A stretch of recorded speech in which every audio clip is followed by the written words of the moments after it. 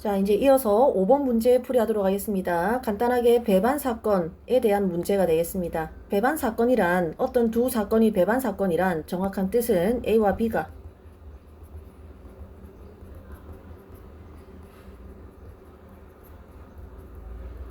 동시에 일어나지 않는 사건일 때 두 사건을 서로 배반 사건이라고 얘기를 하죠. 그래서 예를 들어서 뭐 주사위 하나를 던졌는데 뭐 A는 짝수가 나올 사건, B는 홀수가 나온 사건이라고 합시다. 그러면 전체 표본 공간 이렇게 있을 때 A에는 짝수는 그리고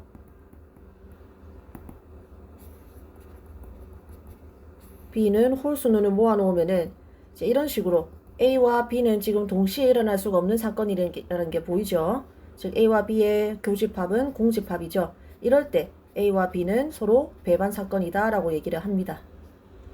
자, 왼쪽에 문제 한번 보시면 3, 4, 5, 6, 7, 11, 12 중에서 임의로 하나를 택할 때 A, B, C 사건은 아래와 같을 때 서로 배반인 사건을 모두 찾으시오 라고 했습니다. 먼저 A를 보시면 이 중에서 6의 약수를 모두 골라야 되죠. 6의 약수는 3, 6 이렇게 두 개가 있죠. 그 다음에 4의 배수를 한번 골라보겠습니다. B는 4의 배수, 세모로 표시해보면은 4 그리고 12 이렇게 두 개가 있죠. 그 다음에 C는 소수가 나올 사건입니다. 소수는 2, 3, 5, 7, 11 이렇게 약수가 1과 자기 자신밖에 없는 수를 말하죠. 그래서 참 찾아보면은 네모로 표시해보면은 3, 5, 7, 11 이렇게 4개가 있다는 것을 알 수가 있죠. 자, 그래서 보다시피 지금 A하고 C는 공통된 원소가 있죠. 근데 나머지는 A하고 B 보세요. 이게 공집합이죠. 따라서 A와 B는 배반 사건이라는 것을 알 수가 있습니다. 그리고 B하고 C도 보니까 공통된 원소가 없죠. 공통된 원소가 없죠. 그래서 B와 C가 배반 사건이라는 것을 알 수가 있습니다. 그런데 A하고 C는 이렇게 공통된 원소가 있으니까 A와 C는 배반 사건이라고 하면 안 되겠죠. 그래서 혹시나 이것을 알기 쉽게 벤 다이어그램으로 표시를 해보면 지금 A는 뭐 3과 6이 있고 그 다음에 B는 4와 12가 있고 그 다음에 C는 3, 7, 11 5 이렇게 있으니까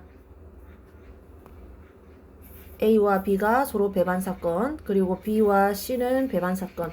그러나 A와 C는 배반 사건이 아니라는 것을 알 수가 있겠죠.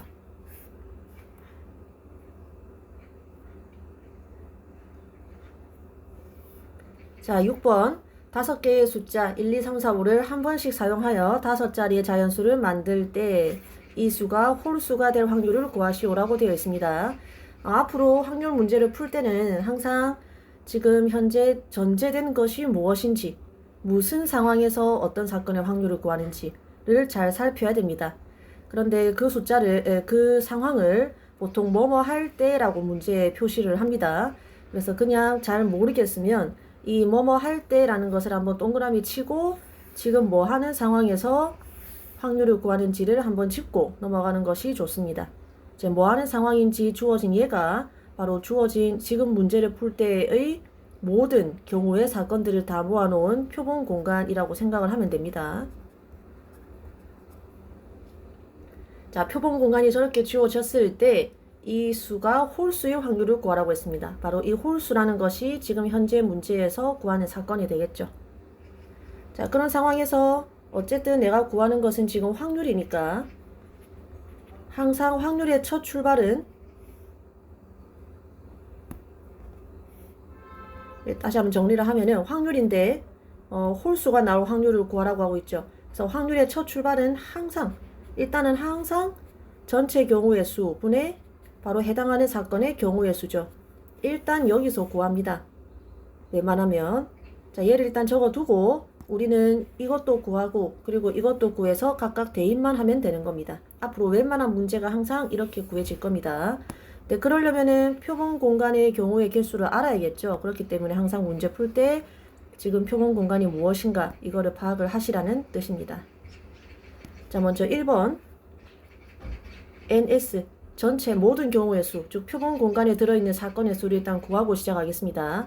자, 표본 공간이 무엇인지를 잘 보니까 1, 2, 3, 4, 5를 이용을 해서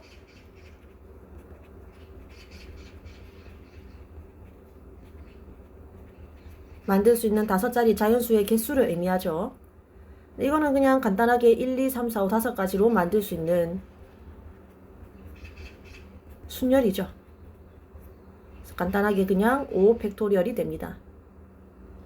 자, 이참에 혹시 기억이 안 난다면은 고1 순열인데 복습을 해두자면 서로 다른 n개를 일렬로 나열을 하는 방법의 수, 즉 순열은 그냥 n 팩토리얼이다. 이참에 복습을 해두시고, 자, 그 다음에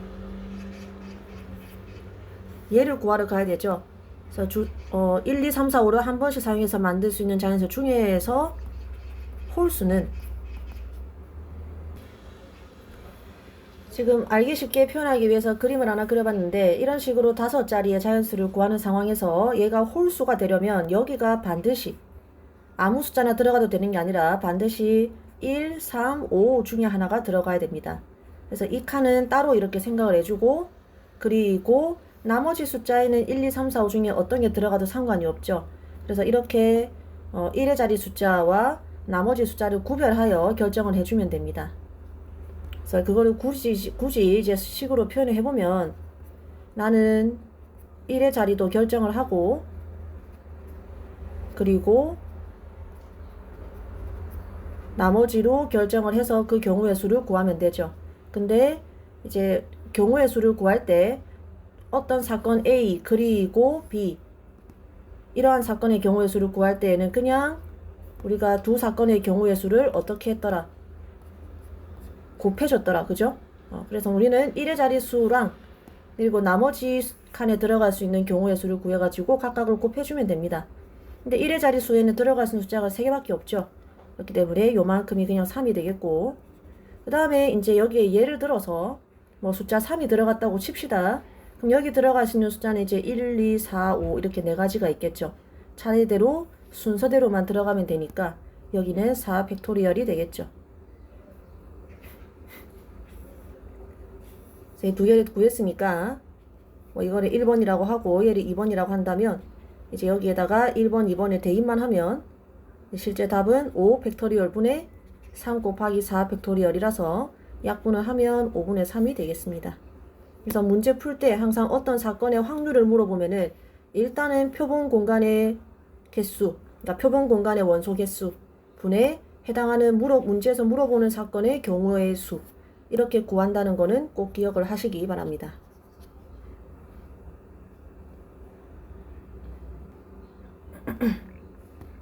자, 그 다음에 7번 문제인데 이제 함수의 개수에 관한 문제입니다. 이제 이 부분은 문제를 한번 읽어보시면 x에서 y로의 함수 그리고 1대1 함수라는 것에 대한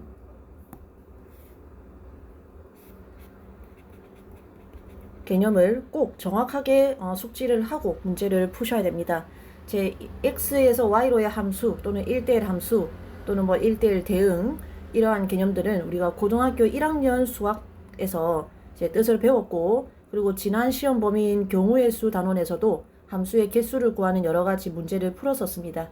이제 그 내용을 복습을 하고 지나가도록 하겠습니다. 그리고 지금 복습하는 내용은 꼭 필기를 해두었다가 이제 잘 정리를 하셔야겠습니다. 제 먼저 정의역 원소를 n개라고 하고, 그 다음에 공역의 원소를 n개라고 할 때 x에서 y로의 그냥 함수의 개수는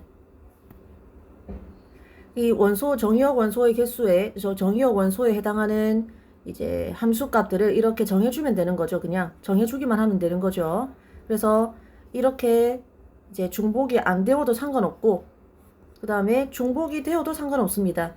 x1, xm이 둘 다 함수값을 y2로 가져도 상관이 없죠. 그래서 이러한 함수의 개수는 무엇을 결정하는 사건의 경우의 수와 같냐면 이제 서로 다른 n개의 y 중에서 고르는 겁니다. 고르는데 이렇게 중복이 되어도 상관없죠. 지금 x1, xm의 함수값이 중복이 되죠. 중복을 허용하되 몇 개를 골라가지고 순서대로 배열을 하면 되느냐 하면은 이 x의 개수만큼 골라서 나열을 해야 되죠. n개를 골라가지고 순서를 매기면 됩니다. 그러면은 중복을 허락하는데 순열이니까 이거는 중복 순열이죠. 그래서 n 파이 m이 됩니다.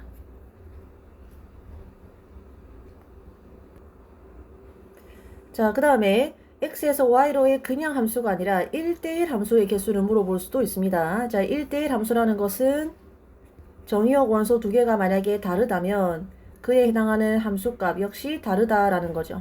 이게 1대1 함수의 뜻이죠.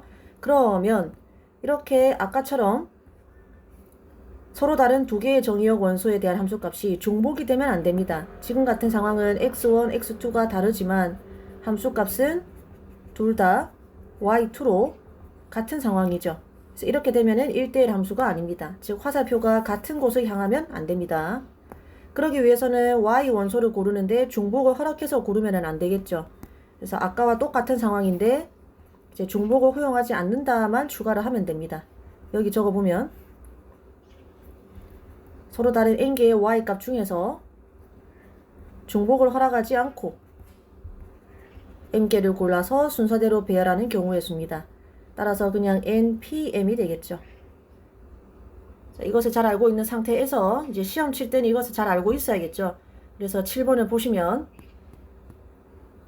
지금 정의역의 원소의 개수는 3개 그리고 공역의 원소의 개수가 4개입니다. 그러한 상황에서 1대1 함수가 될 확률을 구하라고 했으니까 내가 구하는 것은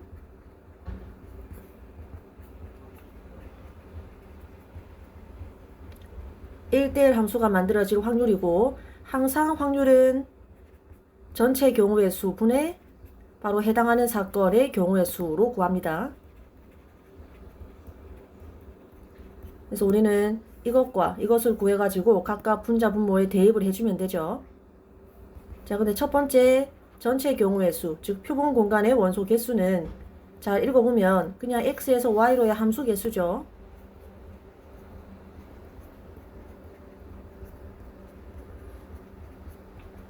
그럼 방금도 배웠지만은 그냥 이 공식을 쓰거나 아니면 이 원리를 알고 있으면은 함수 개수는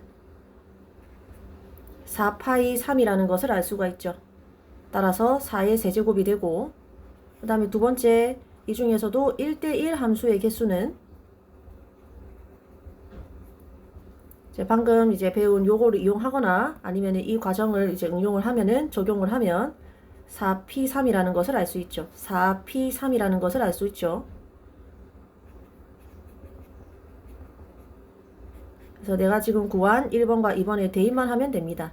그러면 4의 세제곱분의 4 곱하기 4 곱하기 2니까 약분을 하면 답은 8분의 3이 되겠습니다. 자, 이렇게 5, 6, 7번 풀이를 했고 다음 영상에서는 8번부터 풀이를 시작하도록 하겠습니다.